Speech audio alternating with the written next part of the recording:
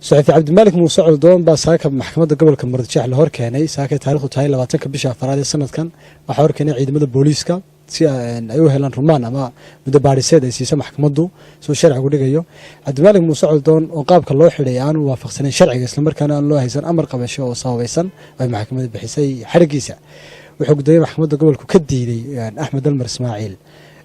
go'aan codsigii booliiska ama dalabkii booliiska ay soo jeediyeen inuu siiyo muddo baadhiseed laba sababood baan ku sababeeyay inaan u siinayn marka koowaad Cabdi Malik oo qaabka loo soo xidhay aan sharciga waafaqsaneyn isla markaana aanu isagu bixin amar qabasho sababaysan oo lagu soo xidho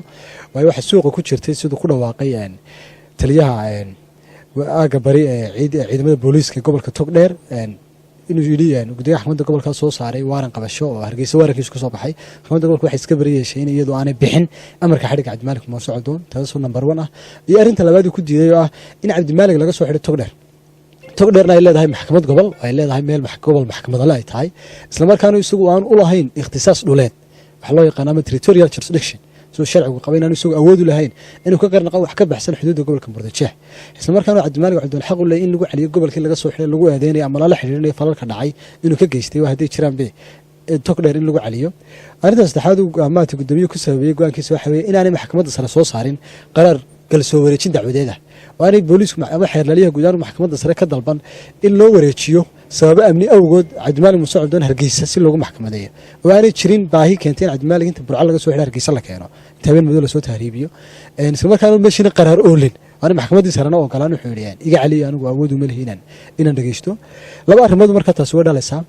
waxa way jirtaa in dad badan goboladooda laga soo xidhay ama soo lama sanaga ama burco dawlad Hargeysa toos loo keeno lagu maxkamadeeyo taasoo sharciga khilaafsan laba arrimood taas way dhalaysaa inaan kow lagu kalsoonayn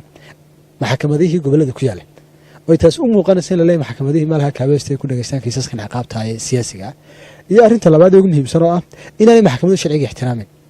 way maxkamaddu waxay sharciga ay maanta loogu dhiibay oo ay dadkii kaga duwan waxa weeye inay raacaan waxa qoran ee ku qoran xeerarka ay maxkamad kasta raacday waxay tahay awoodeeda ama ikhtisaaskeyga maxkamad kasta xeerku wuxuu u gaar yeelay awood ka garnaq dacwadeed intee la qiimaha dacwad ka gali kartaa dhul intee la dacwadiisa gali kartaa ama magaaladeeda dacwadeeda gali kartaa taasina ma dhicin laakiin cabsida ugu weyn ee balse qabnaa waxay tahay inay booliisku ka cawdaan go'aanka gudoomiyaha maxkamadda gobolka oo ay u cawdaan ay tagaan maxkamadda sare marka maxkamadda sare ka dalbadaan in maxkamadda sare oo ogolaato in kiiska Cabdi Malik lagu dhageysto halka taasoo iyaduna walaac la haday maxkamadda sare ka aqbasho oo ay dhaawacayso go'aankii maxkamadda gobolka ka soo baxay iyo maartay xuquuqdii iyo xorriyadii Cabdi Malik lahaa marka anagu waxa kula gudaya maxkamadda gobolka iri oo amray booliisku ku amray Cabdi Malik nabaro jireedo soo gaaray oo isagu inkastoo cadeeyay Cabdi Malik inay soo gaareen xiliyadii qabashadu isagu maartay baxsanayay laakiin aanay booliisku mid ay isagu gaarsiiyeen aanu ahayn waata Cabdi Malik waan inta ku aqaano rusheeg badan way runtii beenta aqoon in kuwana aw xaq u leeyahay in la dabiibo oo 7 cisho gudahood lagu daweeyo isla markaana cisbitaalka loo diro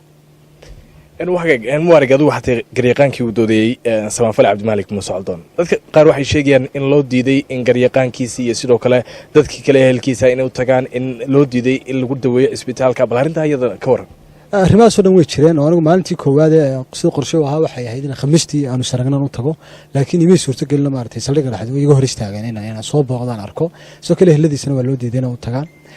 cisbitaalna waa la diiday in la geeyo saaka marka gudoomiyaha maxkamadda gobolka marka Cabdi Malik uu cawday yiri inuu dhibtaasan qabaa wuxuu gudoomiyuhu amray inuu xaq u leeyahay in caafimaad la geeyo cisbitaal la geeyo oo la soo dabiibo annagana wax nagu amray inaanu booqanaan u tagno waa inay ciidanku naga hor istaagin